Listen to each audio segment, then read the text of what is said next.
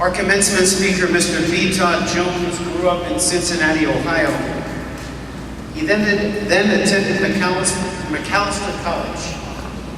When I asked him over lunch why Macalester, he said, they accepted me. They offered me the most money.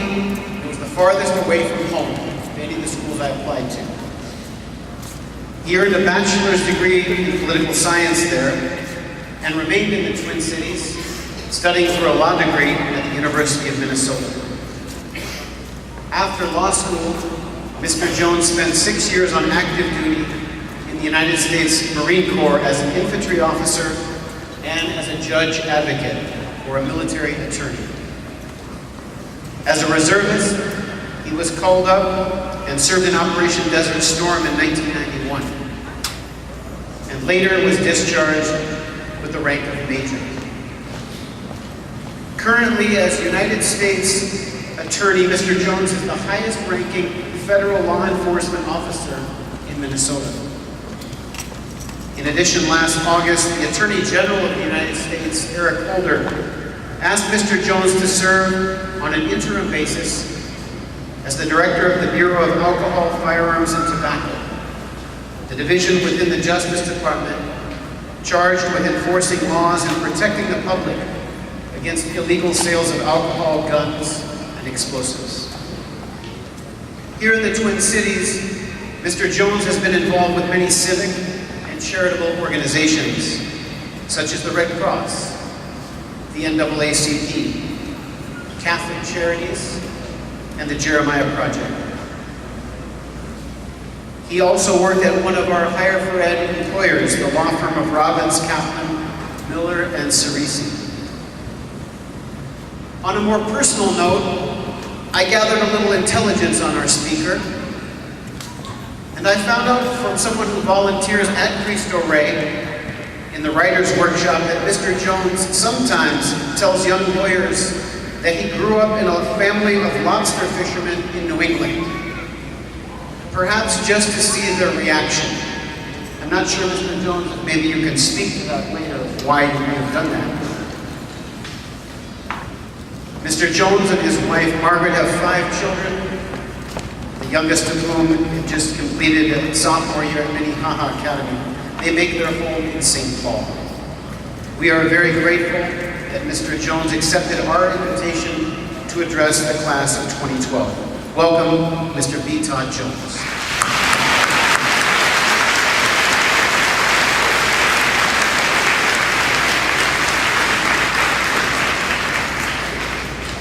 Erwin is a hard act to follow. It's different being up here. I have 5 children. I've been through 3 high school graduations, 2 college graduations, and I have 1 more next Sunday, and it's always very intimidating, and I think more difficult to be sitting out there with all the friends and family members than it is to be speaking here. But first of all, let me say congratulations to all of the graduates, all of their family and friends and support network that's got me here today. This is only the 2nd time this happened here at Cristo Rey. Last year was your inaugural class, and this is the class of 2012, the 2nd time that you've been through this. This is only going to happen to you once in your life. So enjoy this day, take it all in. It's going to go by very fast. But again, it only happens once in your lifetime, and you have earned this. You've earned this degree. You've earned this honor.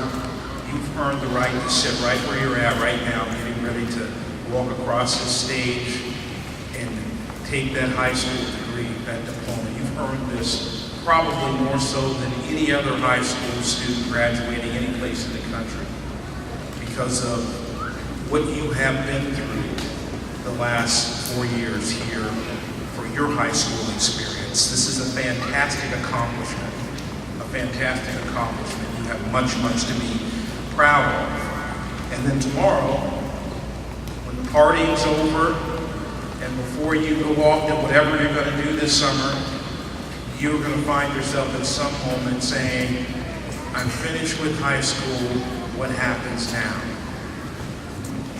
You all have plans. I caught some wind of some of the plans as we were waiting, I met some of you in the lineup area.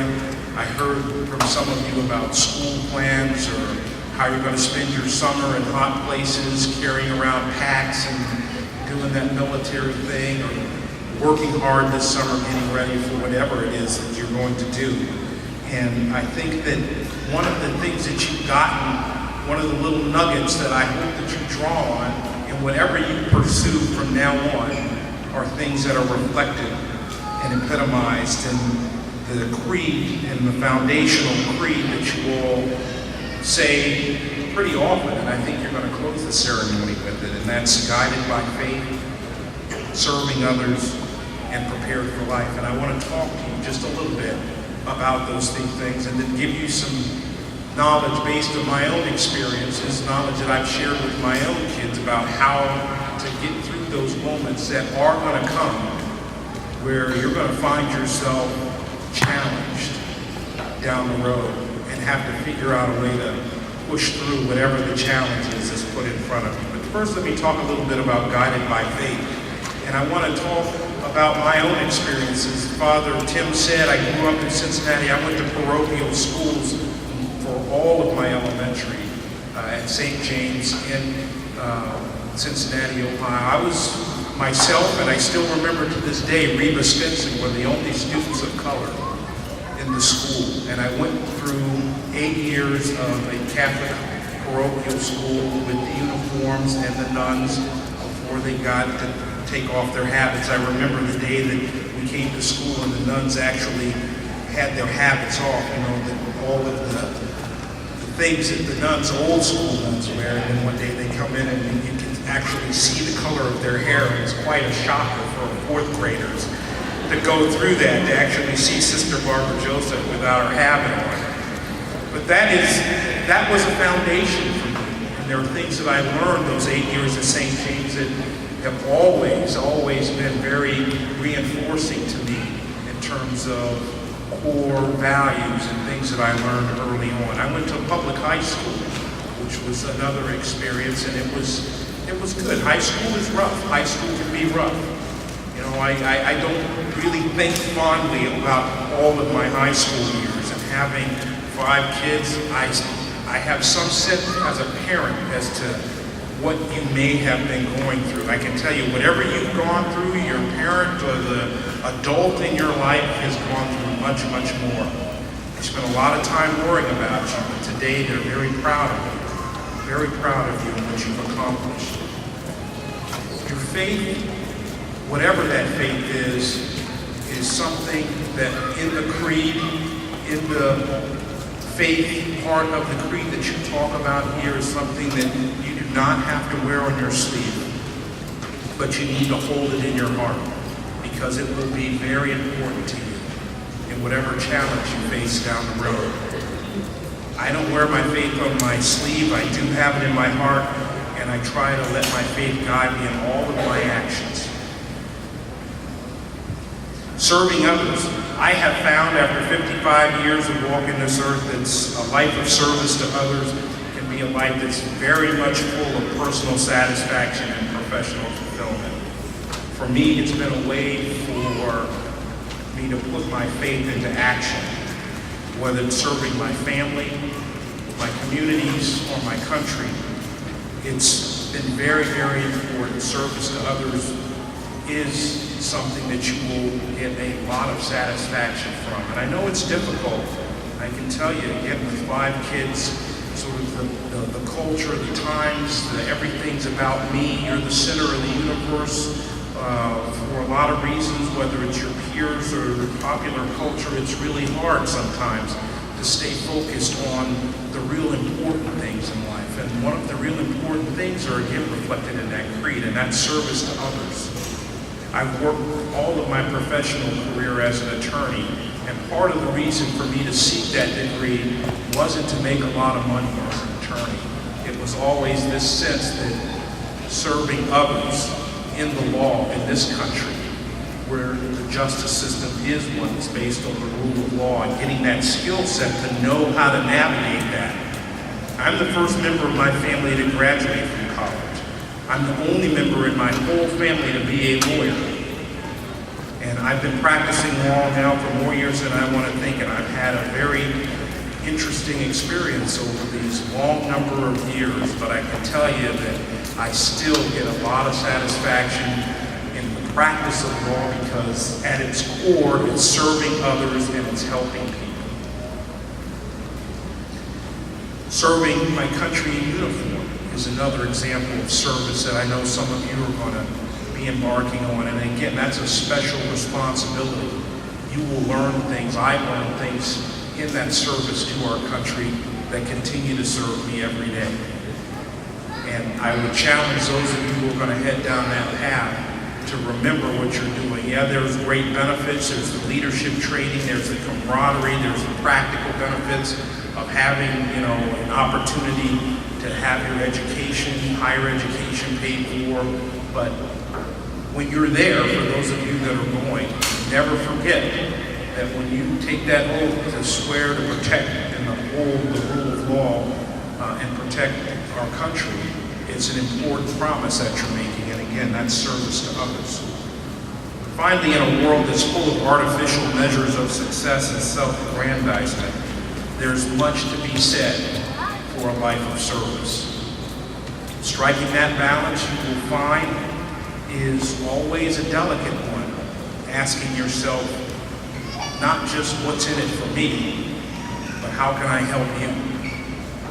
And that's a challenge in this current world that I know all of you are going to face because of the foundation that you have here from your school. And then finally, prepared for life. You have been through a very rigorous routine the last 4 years. You've worked, you've had long days, you've earned that degree. You have a solid foundation, and it was paid for with that hard work and sacrifice. Irrespective of the lessons that you've learned, life lessons, academic lessons, lessons in the workplace, you will continue to face challenges ahead. And I want to share with you at the back end of this commencement speech something that even if you only take a couple of things and remember this tomorrow or the next day, next year, or 10 years from now, it's very important. You all have to, and you're on a good start, have to develop the skill set in overcoming the challenges that you will all face by becoming mentally tough. What am I talking about when I talk about mental toughness? You've all shown so far that you have what it takes to get the job done in certain circumstances, in tough circumstances.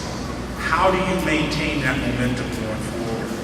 How are you going to deal with the challenges that you will all face in life? How can we train ourselves to make both minor and serious decisions with clarity and strength during our weakest moments? Here are 6 suggestions, pretty simple concepts.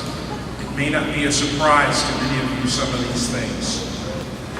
I've shared these with my own kids as they face challenges, and every once in a while, in a moment of clarity, they'll say, "Dad, can you help me out on this one?"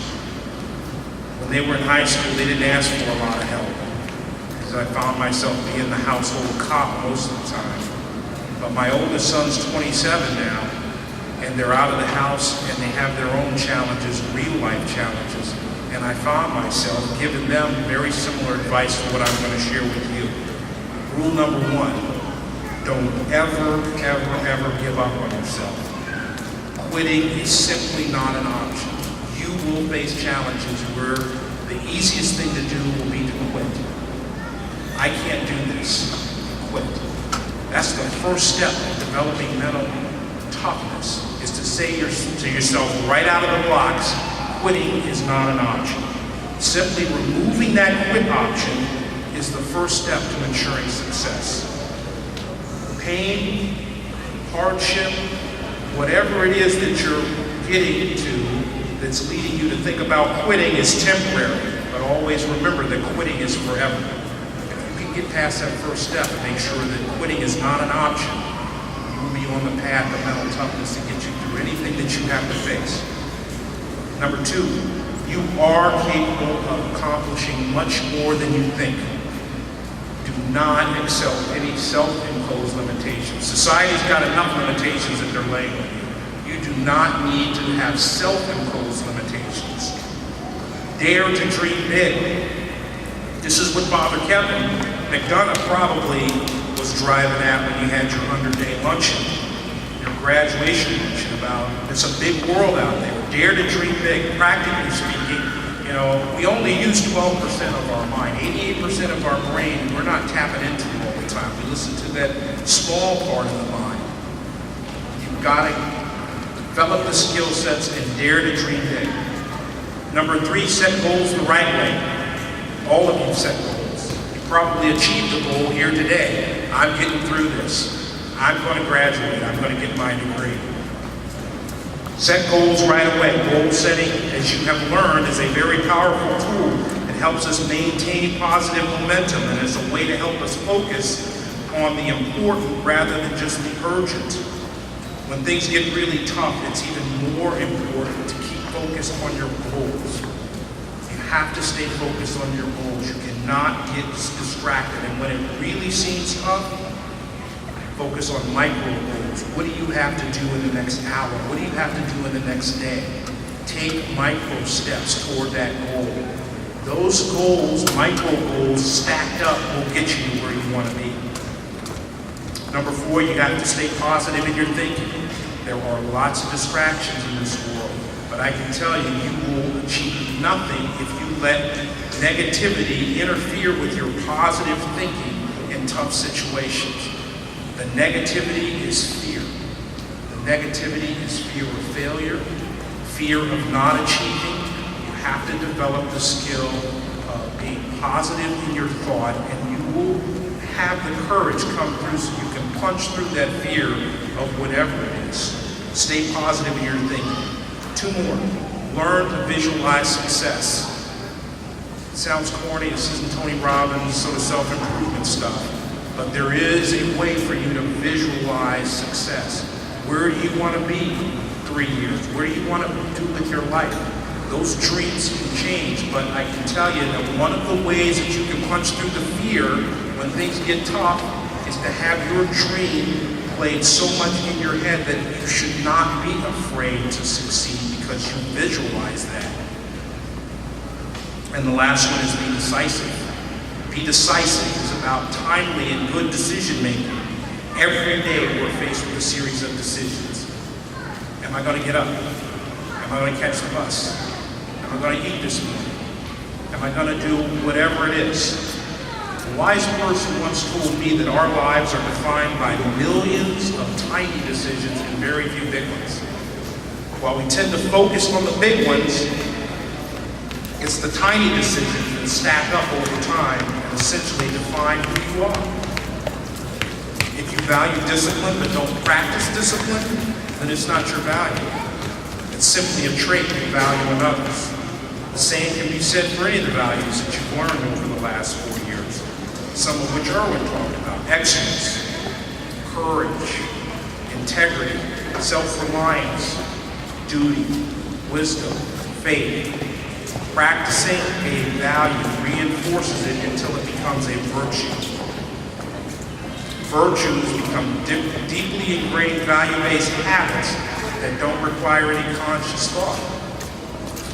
When strong habits become virtues, then positive action results in the form of good, tiny decisions that you make every day. You all are prepared for life. This school has helped you become prepared. But when you are faced with adversity in the future, and you will all face adversity, you have to remember to be mentally tough. Never give up on yourself. Quitting's never an option. You are capable of accomplishing more than you think. You need to set goals the right way and stay focused. Stay positive in your thinking. Do not let fear and negativity take over. Learn to visualize success and be decisive. You're not going to remember anything I said tomorrow. Maybe one or more of these things will come back to you. Mental toughness is a skill that can be learned. What what you've learned the last 4 years here is a good foundation for that. Enjoy this day because it only happens once. But tomorrow, the rest of your life begins, and it's going to be a challenge. And you have a good foundation. You have a good foundation. Congratulations, class of 2012. God bless you, and best of luck.